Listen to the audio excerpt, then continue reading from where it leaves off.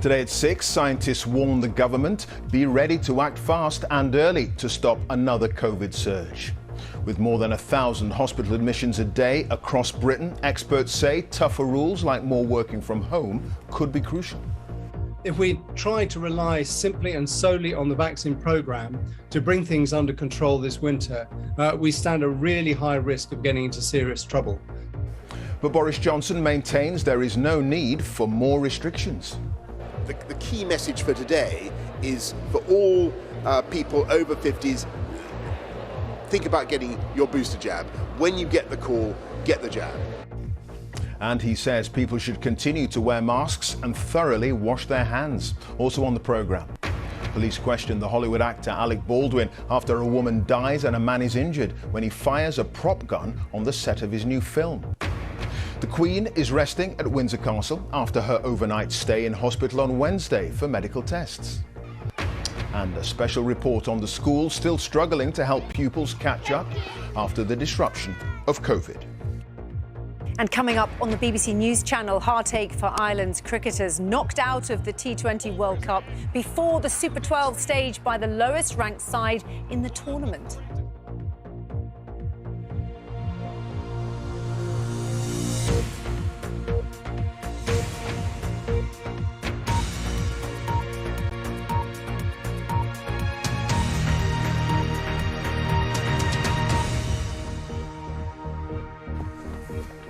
Good evening and welcome to the BBC News at 6. Scientists advising the UK government say plans for the reintroduction of stricter coronavirus measures should be ready for rapid deployment. They say early intervention, like asking more people to work from home, could have the greatest impact on preventing viral spread and reduce the need for more stringent and longer-lasting measures. New figures from the Office for National Statistics suggest that 1.1 million people were infected across the UK last week, the highest number since January. Currently, there are more than 1,000 hospital admissions a day. Boris Johnson says the situation is under constant review, but there are no plans to implement tighter rules, and he's recommending those who are eligible get their booster jabs. With more, here's our health editor, Hugh Pym.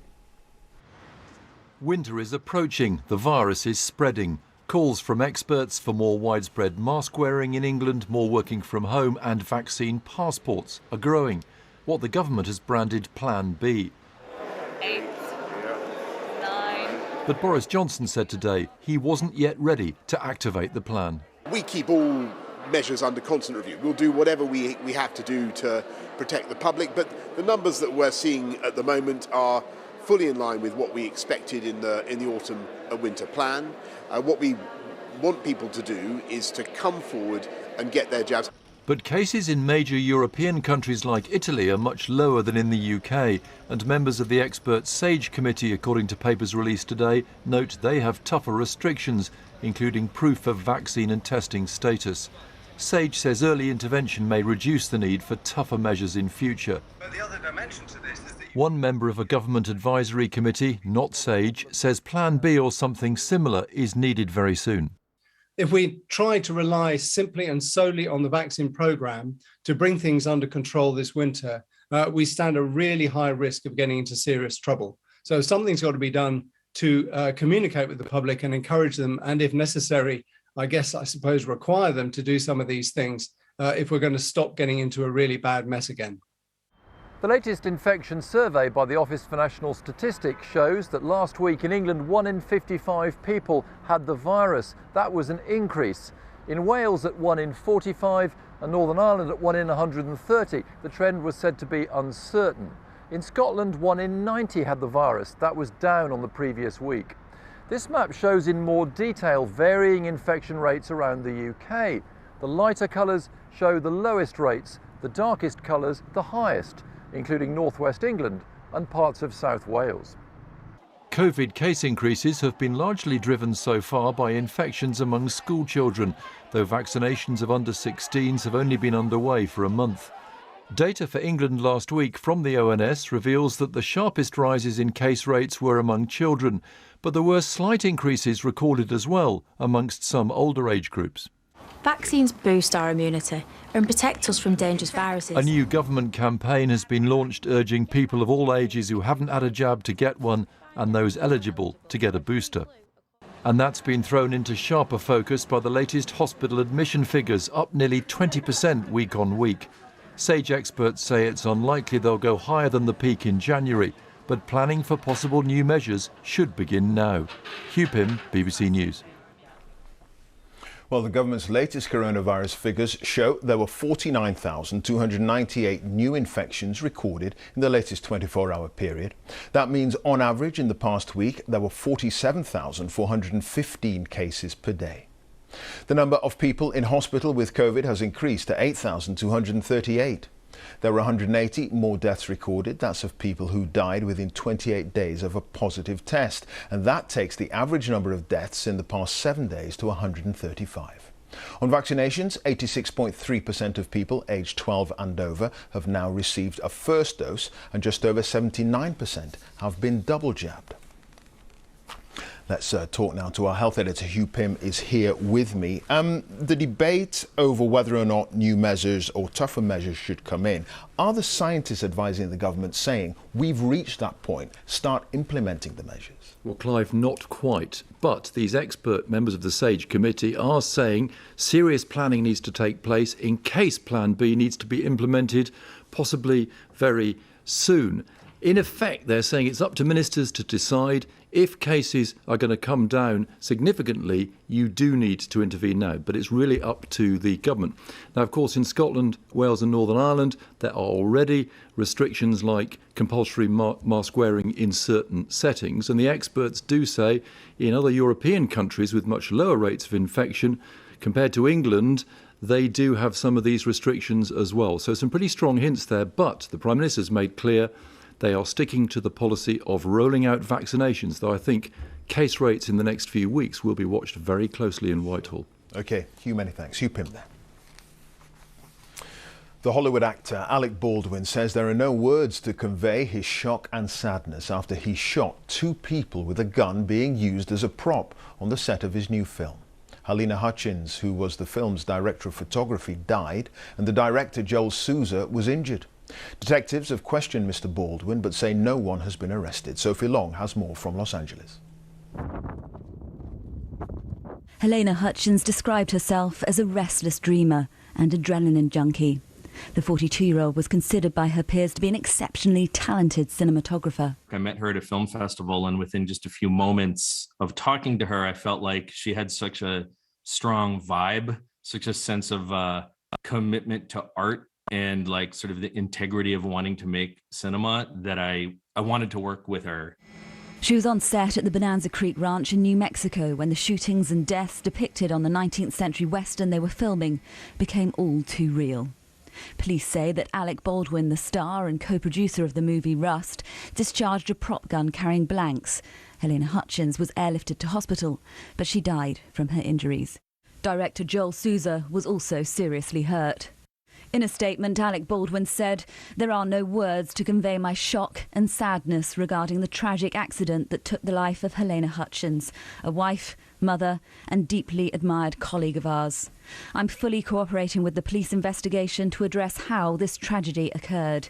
I am in touch with her husband, offering my support to him and his family.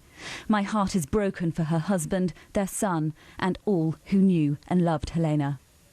The incident has rocked Hollywood, with many of those in the film industry now mourning one of their rising stars and infuriated this could happen on set. And it comes just days after a nationwide strike was averted after a tentative deal between producers and set workers that included an upgrading of safety standards. This isn't the first time someone's been fatally shot during filming. Nearly 20 years ago, Brandon Lee died after being shot by a prop gun on the set of The Crow. Now people are demanding to know how it could have happened again. There are instances when you do shoot a blank that you can be injured. Often what comes out of the muzzle after you've discharged the weapon that has blank ammunition is sometimes a cotton wad, and that coming out at a very high velocity to an individual that's fairly close by can cause significant damage and in some cases can cause death. An investigation into what happened here is still in its early stages. What we do know is something went terribly, tragically wrong. Sophie Long, BBC News, Hollywood. The Queen is said to be in good spirits as she continues to rest at Windsor Castle following her overnight stay in hospital on Wednesday for medical tests. It's thought she'll continue to carry out light duties. Aged 95, she missed a two-day trip to Northern Ireland this week on medical grounds. Our royal correspondent Nick Witchell has the very latest. Windsor, Wednesday afternoon. A convoy of royal vehicles moving under police escort in the direction of London. Was this the convoy taking the Queen to hospital? At around the same time, at Windsor Castle itself, a very small royal standard was seen to be flying, its presence giving weight to the palace's claim that the Queen was resting at the castle. But that was not the case. In fact, the Queen was here, at the private King Edward VII Hospital in central London. The palace clearly hoped her visit would go unnoticed. It did until last night, when The Sun led with the story that she'd spent the night in hospital. The palace was forced to issue this statement. Following medical advice to rest for a few days, the Queen attended hospital on Wednesday afternoon for some preliminary investigations, returning to Windsor Castle at lunchtime on Thursday, and remains in good spirits. Buckingham Palace insists that, like any citizen, the Queen is entitled to privacy over medical issues. The palace will therefore say nothing about the nature of the investigations ordered by her doctors. I think this is a matter of concern rather than alarm. Had this been a procedure or an operation, then they would have put out a medical bulletin. But this trip to hospital was sort of somewhere in between. So I think the initial intention had been to just to do this covertly, but it came out in the open, and now we all know about it.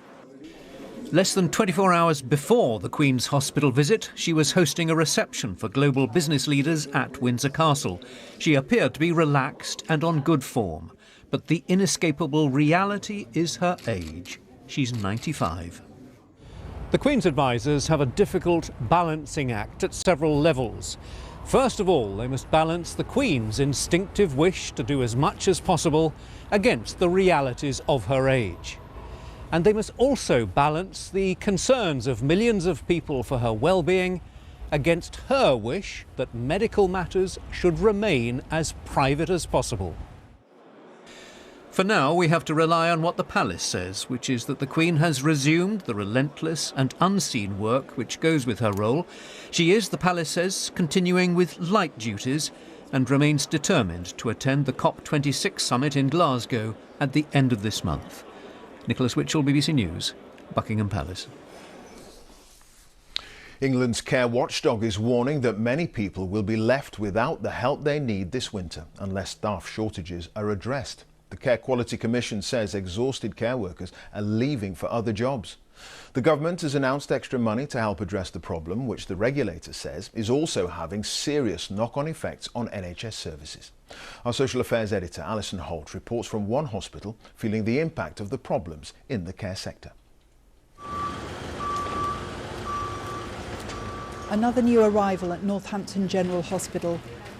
One of more than 400 people who emergency staff will see during the day, a number that keeps rising. And according to the regulator, one of the signs of the huge pressure on the health and care system. It's 5 in the afternoon and accident and emergency has been packed all day. They're also seeing an increase in the number of people arriving with COVID. On the wards, when one patient moves out, there's just enough time to clean the bed before a phone call confirms the next is on the way.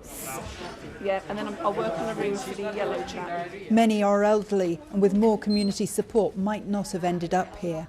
On the assessment area, extremely busy. We're faced with the pressures of really not having many beds at the moment. If a patient has a decision to admit, we will allocate that patient here, and then as soon as the bed is empty, the bed's full. But in this 690-bed hospital, there are 116 people who've been here for more than 3 weeks.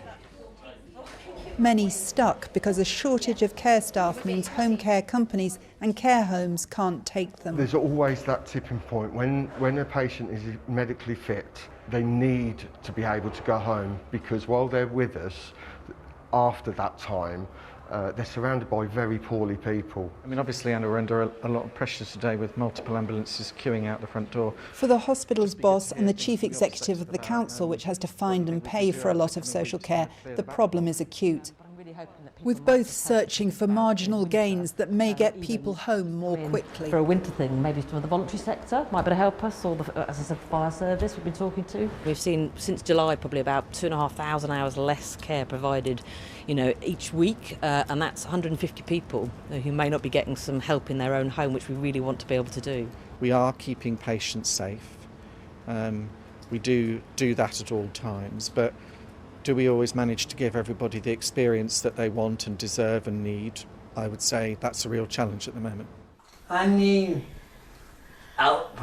I know you need help. We both do. Yeah. And this is the reality for families of not having enough care staff. Melvin has a rare brain condition, and for most of the time since the NHS sent him home in June, his wife Dorothy has coped alone. I'm on my knees. I'm on my knees with exhaustion. We're left here with nobody.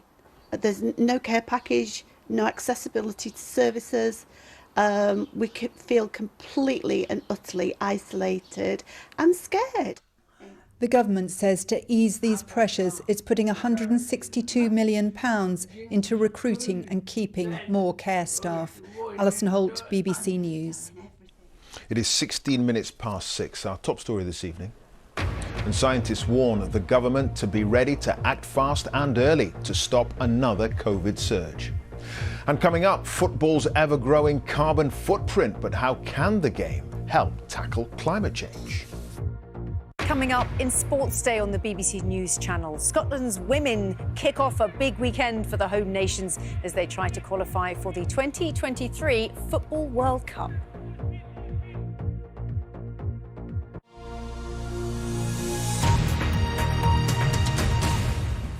There's renewed pressure from education unions and charities for the government to put more money behind a longer-term plan to help schools in England recover from the pandemic. Earlier this year, the government's Education Recovery Commissioner, Sir Kevin Collins, resigned in protest, saying the £3.1 billion earmarked was inadequate. Today, the Department for Education promised it will spend millions of pounds to help disadvantaged pupils. Here's our education editor, Branwen Jeffries. This was once a coal town, but Ashington's pit closed in the 1980s. The rail line had already gone. It's been hard to build hope around education, and the pandemic has set back children in the northeast even further. Years. I think we're talking years. We're not talking about COVID catch-up that will happen in the autumn term. Good morning. Are you all right? Schools are an anchor for the families, supporting parents who see the effect on children. They seem to be more irritable in the classroom, like their tempers seem to be more high and they're not engaging properly and they're not even working nicely as a group anymore. In the youngest pupils, speaking and language have suffered in isolation. They want to feed children a rich diet of education. Thank you. But parents, isolated in the pandemic, have struggled, so teachers are having to help toilet-train pupils. We have some children who are still in nappies, are still in pull-ups, not just in our early years setting, in our Key Stage 1 setting as well, and that's highly unusual. I have 5 units and I'm adding 2 more. How many have I got altogether, Harley? In maths, primary pupils in the northeast fell behind by more than 5 months last year. Government cash has paid for some tutoring here and help with the transition to secondary. Excellent. So the power is 2. and the variable is perfect. Well done. So many Year 7s came to summer school, part of a huge effort already by schools to help get children back on track with their learning. But the worry is that without a sustained effort over many years, they won't have quite the same chances as the richest bits of the country. The catch-up funding so far has helped with their laptops, and for Year 11, the school day has been made longer. With school putting like an extra lesson on half an hour after school, that's helped me like catch up. So it definitely had a big impact on our grades and our marks that we're going to get, because we obviously missed half a Year 10. Ashington is due to get a rail line. New jobs are on the horizon. But it's the long-term recovery of schools that will make its future. Bramwyn Jeffries, BBC News, Ashington. The man accused of murdering the MP, Sir David Amess, will face trial in March next year. Ali Harbi Ali, who's 25, is also charged with the preparation of terrorist acts. A 2-minute silence has been held in Leigh-on-Sea in Essex, close to where Sir David was killed, at his constituency surgery last Friday. A 24-year-old man has been arrested by detectives investigating the Manchester Arena attack back in May 2017. He's being detained on suspicion of engaging in the preparation of acts of terrorism. Our correspondent Judith Moritz joins us now. Judith, what more do we know about this? Well, we know that this man, who, as you say, is 24, was arrested at Manchester Airport earlier today on his way back into the UK, having left the country in April 2017, which is a month before the Arena attack. He's now in custody, and as you say, he's being questioned on suspicion of engaging in the preparation of acts of terrorism and helping others to do the same. Now, we know that he's from the Fallowfield area of Manchester, which is the same area of the city as the Abedi family. And you may remember there was criticism earlier this week of the fact that Ismail Abedi, the bomber's brother, has been able to leave the country in defiance of a court order demanding that he gives evidence to the public inquiry. There's been speculation as to where he is. Well, I can tell you that the man arrested today is not Ismail Abedi. Greater Manchester Police say that 4 years after the attack, they are continuing to pursue lines of investigation relating to it. Judith, thank you. Judith Moritz there, live in Manchester. The Green Party of England and Wales is gathering for its annual conference in Birmingham with a plan for a payment of £320 to every household in the UK to pay for what it describes as spiralling energy bills. The party's co-leaders say the money would come from a windfall tax on all landlords of private rented properties. Here's our political correspondent, Ione Wells. Our new co-leaders, Carla Denyer and Adrian Ramsey. It's an opportune moment for the Greens. A record number of councillors, their sister party in Scotland's coalition government, and the UK gearing up to host the UN's COP26 climate summit. Rising energy bills have all parties talking about the need to move away from relying on fossil fuels. And the party's co-leaders have a proposal to help households with bills that would cost £9 billion. We are calling on the government to extend winter fuel payments with a one-off payment of £320 to every household to get us all through this winter. It's a costed proposal to be funded from a one-off 1% land value tax on residential landlord properties. But there's still only one Green MP on Parliament's Green benches. Often it's more radical Green groups like Extinction Rebellion and Insulate Britain making headlines, who the new leaders have actively distanced themselves from. So why is it that the party has struggled to make similar cut-through? What we've seen in 2015, we got 1.1 million votes, which was more votes than we got in every previous general election added together. But because of our electoral system, we still only got one seat. But now we're really stepped up in terms of professionalism and organisation. We've got that foundation of councillors around the country. The new leaders are adamant they want to be seen as a party, not a pressure group. But with every major party now trumpeting Green policies, standing out is a key challenge. Ione Wells, BBC News, Birmingham. Now, it's been a busy week of action in European football, including the new Europa Conference League, and the game's expansion with more competitions is set to continue, with plans for a bigger Champions League announced earlier this year. It all means more flights for clubs and fans and more emissions. So, is the global game doing enough to counter global warming? Here's Katie Cornell. Football is a global game and it's growing all the time. In Europe, new tournaments are popping up, existing ones expanding, while big games are being held further and further afield. But at a time when everyone is being urged to help tackle climate change, is football playing its part? Dinked in towards Robson. Carnu, Taylor's available. What a turn! What a goal! Thomas Hal Robson-Carnu scored one of the greatest goals in European Championship history. Now the Wales striker runs a vegan drinks company. He has strong views on where he thinks football is failing. That desire for growth is beginning to spill over into greed. It's a interesting position for them to take, and probably not one which is aligned with, you know, fans first, planet first, climate first approach.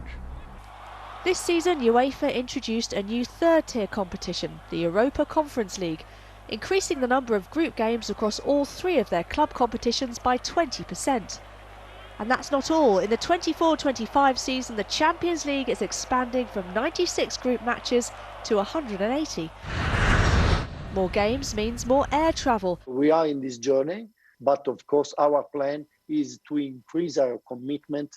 We cannot have only the climate focus in our area, because we need to link also our impact in the civil society and impact in economic activities. Here in London, Tottenham Hotspur are about to play Nashimura in the Europa Conference League. For this tiny Slovenian club, it's a whole new experience. So the small clubs like Mura, they can only win, and they can show the world, hey, we are here. It's huge for us on a financial scale, but also emotionally, for me, it's massive. Combating climate change is not a fight that can be fought alone. Football's authorities say they'll do more to reduce their expanding carbon footprint, but that won't involve playing less. Katie Gordall, BBC News. The singer-songwriter Ed Sheeran is to become next week the latest star to read a CBeebies bedtime story. Here he is telling us all about it. Hello, my name's Ed. When I was little, I had a stutter. And that means when I spoke, sometimes the words got a bit stuck on the way out. And it made me feel different. Because, you know, I'd be in school and the teacher would ask a question that I would know the answer to. And I'd put my hand in the air, and then when it came to my turn to answer, I couldn't get the words out. And I used to worry that I'd never be able to speak without stuttering. But now I sing and I talk to people all the time. Ed Sheeran there. Now, time for a look at the weather news, and Ben has the details. Hi there. Clive, thank you. Good evening. Not quite bedtime for us here in the studio, but if you are heading off to bed shortly, I'll tell you the weather story for the weekend. It's not looking too bad. Today's been a pretty decent sort of day, with some spells of sunshine, but also some areas of cloud, which, as you can see from the earlier radar picture, have been producing some showers. And we will keep a lot of cloud feeding in from the west as we head through this evening and tonight. Best of any clear skies up towards the northeast of Scotland. That will allow temperatures to drop all the way down to -2 Celsius in one or two places, so that will allow for a touch of frost. Milder where we have more cloud further west. And the weekend weather summary looks like this. It will be mild, in fact turning increasingly mild, quite windy with some rain at times, but not all the time. The rain will come courtesy of this frontal system pushing in from the west, but it is moving quite slowly. So actually where you're closest to this area of high pressure across England and Wales, tomorrow should be a largely dry day. Some spots of drizzle in the west, could be a bit murky over some of the hills here. Some sunny spells in eastern England. Eastern Scotland should see some spells of sunshine, but rain will be moving in through the day to Northern Ireland and the western side of Scotland, where it will also be quite windy. Those are the average wind speeds. You could see gusts of 50 miles per hour or more in the far west of Scotland, but those winds coming up from the south, bringing some milder air, slightly higher temperatures, 13 or 14 degrees. And the air is set to turn milder still as we get into the second half of the weekend. These orange colours being scooped up from the south, so some slightly higher temperatures on Sunday. We will see some showers, especially in the west, some of those heavy and thundery. A little bit of sunshine here and there. Quite a windy day, but with those southerly winds, it will be a mild day too, with highs of 14 or 15. Clive. OK, Ben, thank you for that. Ben Rich. And that's it. Now on BBC One, time for the news where you are. Have a very good evening.